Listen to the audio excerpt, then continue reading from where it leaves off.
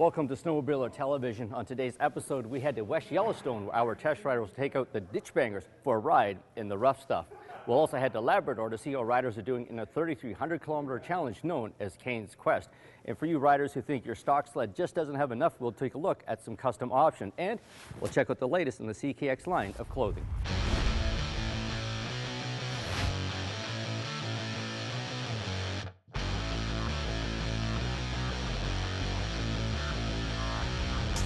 STV is sponsored by Yamaha, revs your heart. Kimpex, fueled by fun. And by Skidoo, never stop pushing.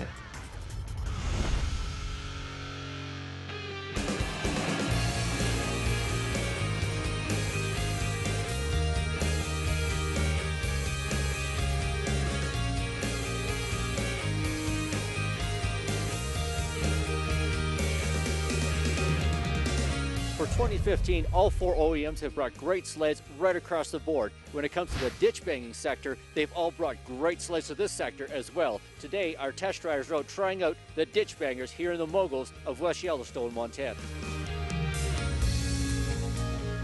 Today we had all the hot rod ditch bangers from all four manufacturers. So we're talking XRS 800 Skidoo, the Pro X 800 Polaris Rush, the Yamaha SRX Viper with the complete Fox Evolve shock package.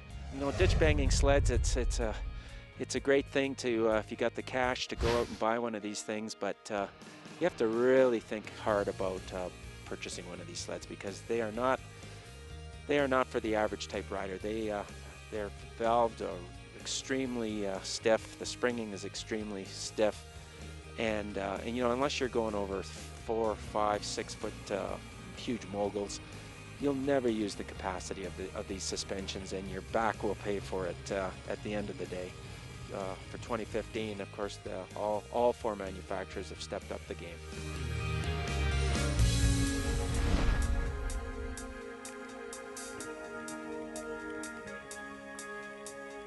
We rode the 2015 Skidoo XRS, that's the MXZ. It's got the new RAS2 suspension this year. Awesome in the big bumps, definitely the most compliant in the smaller as you're trail riding, getting your big bump play sections. Yeah, that front end really calms down the machine. There's no twitching in the corners, and it's yeah, I mean, it's not going to ride like your X package. It's definitely not like your GSX. This is made for 3, 4, 5 foot moguls, and it handles it really well. And that new front end just makes the sled a lot more calm in all directions, and it's just straight ahead and stays steady, and gives you a lot of confidence in the big bumps. So big improvement overall. Skidoo XRS, amazing.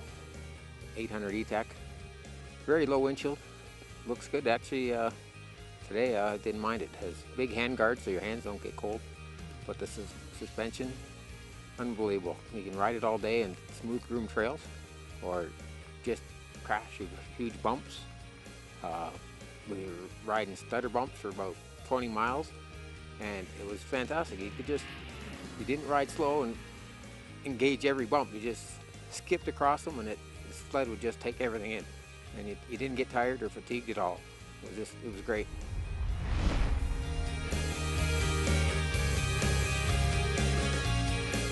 You're riding the 2015 ZR 7000 Snow Pro. So yeah, this year for 2015 it gets the Yamaha 1049 4-stroke. It's a good match, lots of power. It's great, nice and stable in the bumps, nice and stable on the trail through the corners well, corners really flat actually. So the Snow Pro suspension is calibrated for about 2 foot bumps, and the stutter bump's going to ride a little rough, but if you ride really aggressive and you're not going to slow down for those 2 foot bumps through the corners and in the straights, and the Snow Pro package is for you. Overall a good package. We're glad to see that Yamaha motor in this sled.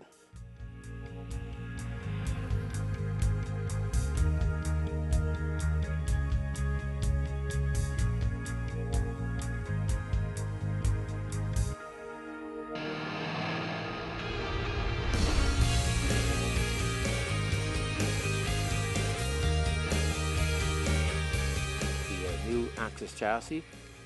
It's the short track Rush version. Walker Evans shocks. Excellent bump riding. huge bumps, small bumps, stutter bumps. It takes it all in.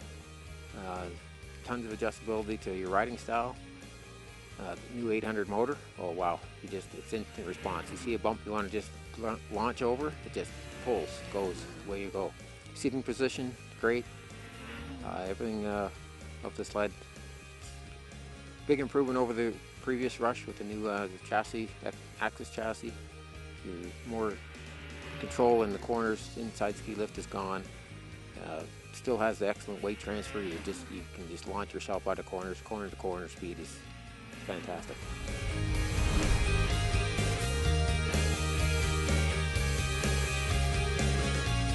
Riding the Yamaha RTX LE, spring only edition.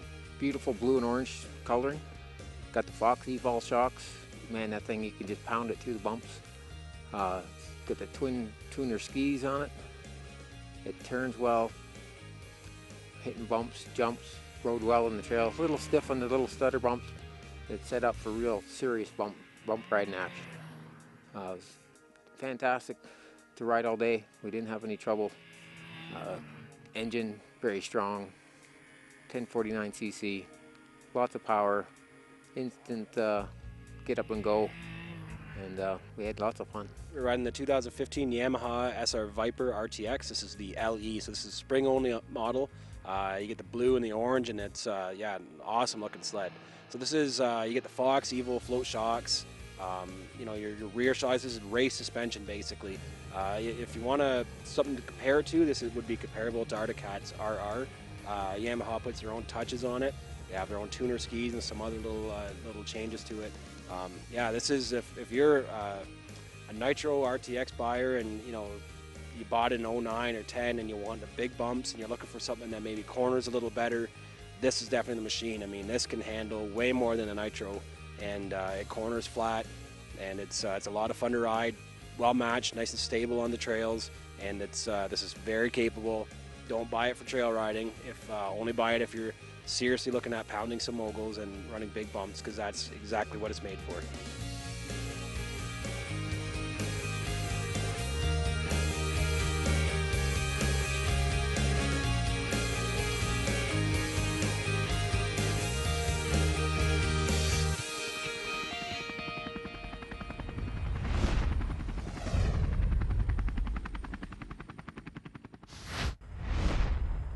The race is on. 29 teams have left the start and are on their way towards Happy Valley, Goose Bay.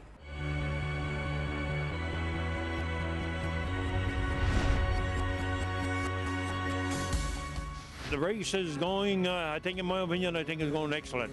Everything is falling in place. Weather is going to be good. Our GPSs are tracking excellent, and hopefully we won't have any storms.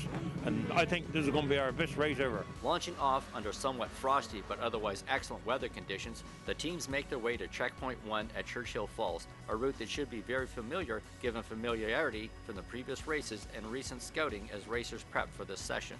A mix of lake, river, and technical riding in the forest and mountains will challenge the racers on this first 280-kilometer trek. Twin Falls is a key road crossing that intersects the race route, where support crews are all on hand with fuel cans waiting and the spare parts ready as the mobile pit stop is set up along the Trans-Labrador Highway.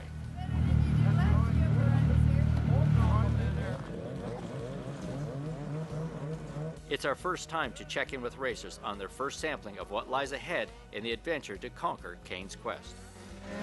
So how's it going? Perfect. Good run. Good run? Yes. Just getting warmed up now. Yeah, it's good going. Fast going. So far so good, yeah. It's been a few of the lakes were really rough. A bit of slob here and there. But it's an experience. Something new, most without a doubt. Ice all built up and made a tunnel, like, or how do I say this? Formed a cave in my tunnel. It wouldn't get any cooling.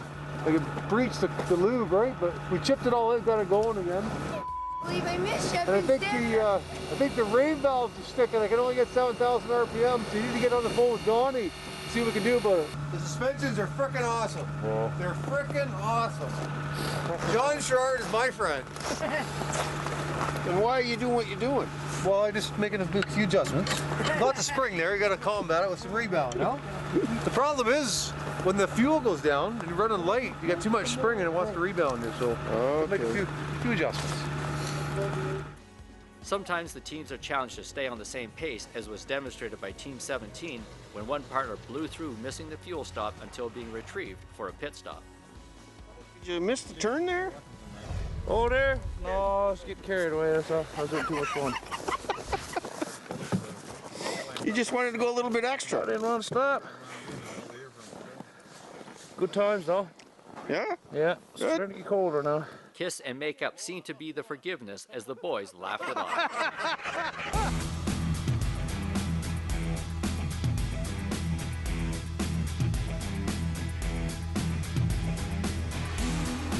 By day, the Churchill Falls area is spectacular, with the Churchill River meandering through the mountains, feeding the famous hydroelectric project.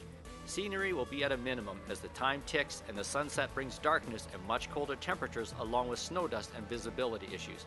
Unfortunately for one team, Team 66 Hudson and Clark, this first section of the course will also be their last, as Cain's Quest claims its first scratch team as David Clark's sled caught fire and burned right to the ground in front of him. Ready to offer assistance as needed, the trucks and trailers of the support crews are gathered near the compound to welcome the teams rolling into Checkpoint 1 at Churchill Falls. It's early in the evening when the first teams for this express checkpoint arrive, with the majority of the pack keeping pace and running mere minutes behind. First in is Team 29, followed by Team 30, with Team 38 close back in third spot. 10 teams are within 20 minutes of each other. It's early and the spirits are still high as the riders grab a bite, dry out, and assess things, even when a few hiccups have occurred. Hard to believe in Churchill Falls, they got no heat on. How'd that happen? I thought they were going to be stopped, right? And I pulled over this side, and he turned, and I hit the brakes, slide in. You flipped the weight 10 times. Yeah, we need to work on our machine first. Oh, you're not leaving? Not needed. Oh, you get... Which one? That one there. Uh-oh. With tanks filled with fuel, heading off into the cold darkness of the night, the race teams will travel 320 kilometers during their run to Checkpoint 3 in Happy Valley, Goose Bay. A long run that combines a mix of terrain and some course coordinates that will have them traveling close to the Trans-Labrador Highway. Support teams will stay close by on the highway at Cache River to offer more fuel and a chance to bang the ice off the sleds as it's quickly heading towards 40 below in the middle of the night.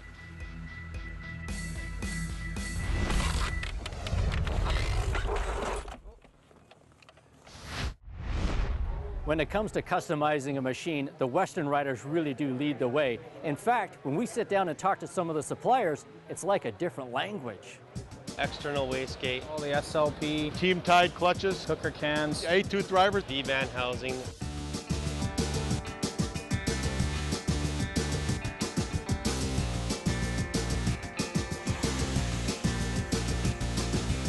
We toured some of the vendors at the Edmonton Snowmobile Show to find out what is being done to these modded machines. Well, the new sleds from Skidoo come out in the T3 models, which are the 163 and the 174 3-inch tracks. Very good, very capable sleds. We've been making little improvements with rear brackets to stiffen up the bracket that comes back for the guys who go hard in the trails. We've got stiffeners for the tunnels, nice specialized logo. We've got C3 belt drives for them to get rid of the the chain breakage.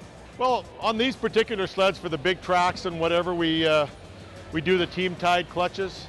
The actual clutch will actually come off and you can do the alignment. We have Raceworks tower braces that keep everything from moving in and out. This particular one has a race clutch with quick clickers on it so you can adjust the RPM in 3 seconds rather than 10 minutes. It is a true mountain can. The fitment is perfect. The sensor is perfect. I mean, our sales have tripled on these cans from last year. You can do tons of bolt-on stuff, easy access. You can do all the SLP, Stage 2 kits, the cooker cans, 3-inch tracks, anywhere from minor expenses to full-blown turbo kits, anywhere from $6,000 to $10,000. Carbon panels, vent kits, it's kind of endless. I think because of the prices of the aftermarket bolt-on stuff, some of it's coming down. The reliability on them is incredible. So everyone's kind of, what it was gun shy and scared before, is jumping on board and got no worries now. Yes, it's getting more and more and more every year. As you can see, our booth keeps getting bigger and bigger and bigger. We got a lot of new things out this year for TSS. We've come out with the new InstaBoost kit. It's got a self-lube turbo, external wastegate, V-band housing. We've cleaned the kit up a lot from our previous kit. So that's one new thing on the Skidoo.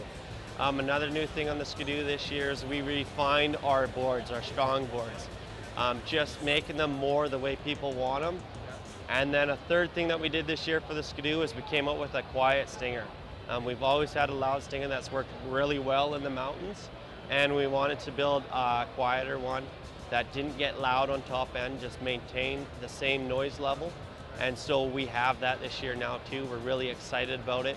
It's built for low elevation and high elevation, and it's just a good sounding stinger. We started out building carbon fiber snowmobiles and parts and that, and then we got into the XP Skidoo snowmobiles, building complete carbon fiber chassis and hoods and everything. And we had a customer that was really wanting us to produce a belt drive for him, and so we went down the road, kind of figured out a belt drive that switched from a gear drive reduction to a belt drive, and that kind of started the whole thing, and it ramped up from there, and now we build belt drives for all models of sleds and go from there.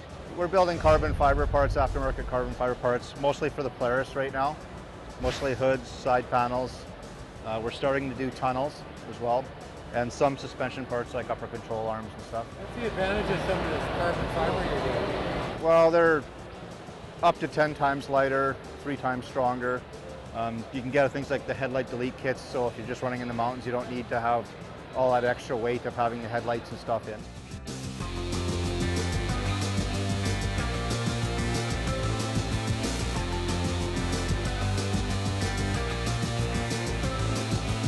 Boy, that's been a lot of years, that's a lot of evolution. We used to build sleds from scratch, and I mean, it was so good in the old days. I mean, we used to go up hills, people couldn't go down. Sleds have evolved a long way from then, but it's a growing sport. There's more young people riding. Everything's good, you know, it's just true and wonderful. It seems that no matter how light, long, or powerful sleds are built, for some there is the need to make their machine the way they want them. And nowhere is this more evident than out in the backcountry.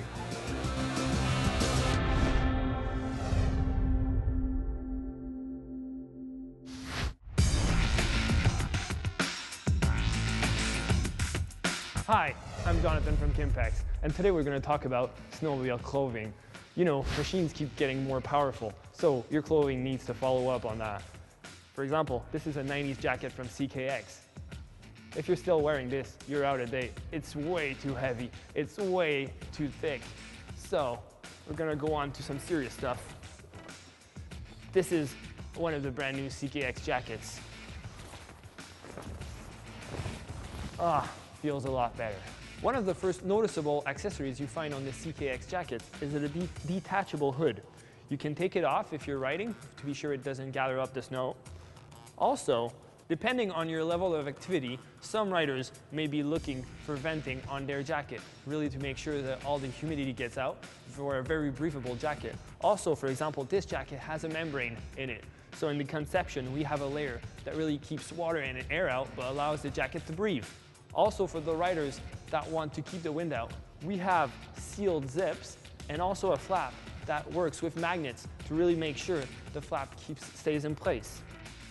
Another area where riders are concerned air may come in are the cuffs. So with the inner cuffs on the CKX jackets, it really fits close to your wrist and really allows you to be sure no wind will come in the jacket.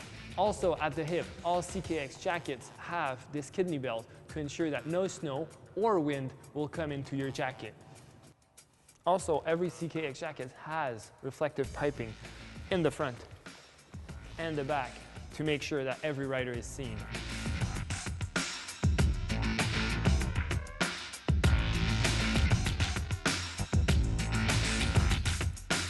Another addition to the CKX lineup are the tech-full jackets.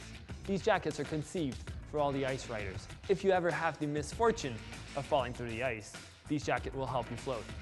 And these jackets still offer the same lightness and warmth as all the other CKX jackets. Here is an example of a CKX mid-layer, while being a jacket that you can put underneath your snowmobile jacket if ever you need a bit more warmth. It also has a dual purpose as an everyday jacket. Lightweight, it can be worn during fall or spring.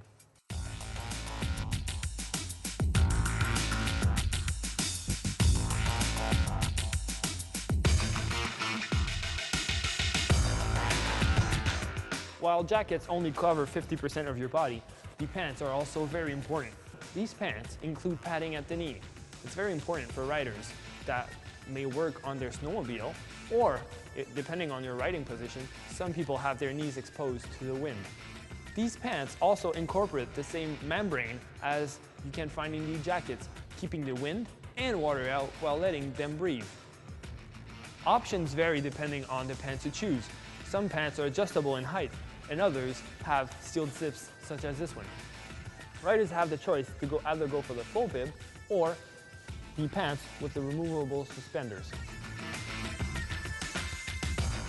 All the changes that happen to the clothing also apply to the accessories. For example, old snowmobile boots used to be very heavy. Now, with the CKX boots, they're extremely light and very warm. The old gloves used to be very thick and bulky. Now, with the technologies, gloves are thinner than ever, but still keep you as warm. Here at CKX, we have a wide variety of clothing. No matter your riding style, we have the clothing for you.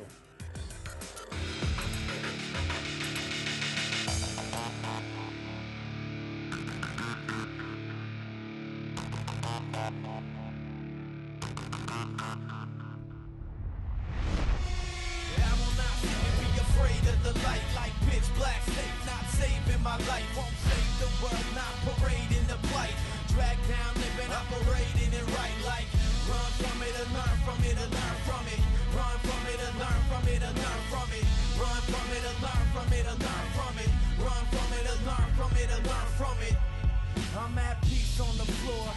Yeah, I lie flat, peace with the world. In fact, I'm alive back, dying to try that profile, the high class. Every time I climb back, slip and get sidetracked. Don't slip into my pack, the dog's on the loose. Slip and get hijacked, the lost in the truth. Firing lies, they get clogged in the shoe. Jump from the ground up, some claws in the roof, and I ride the wind. Come on, John, pretend. A diamond in the black hole, shining dime within.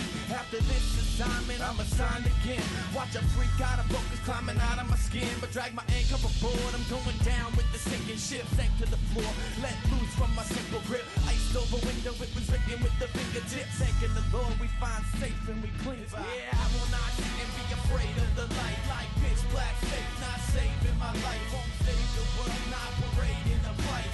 Drag down, living, operating it right. Like run from it, and learn from it, and learn from it. STV is sponsored by Ultimax Belts. Performance proven, performance driven. Triton Trailers, the difference is in the details. And by CKX, wear your passion. On next week's show, the folks at Ruski will show us how to move sleds around when they're not on the snow. Our test riders will take out some trail sleds on the trail and give us their reviews. And Yamaha will join them in the mountains for an event they call YamaFest. We love your feedback, so email us at info@snowmobilertv.com and be sure to visit the STV website for our online videos. Thanks for watching. We'll see you next week on the snow.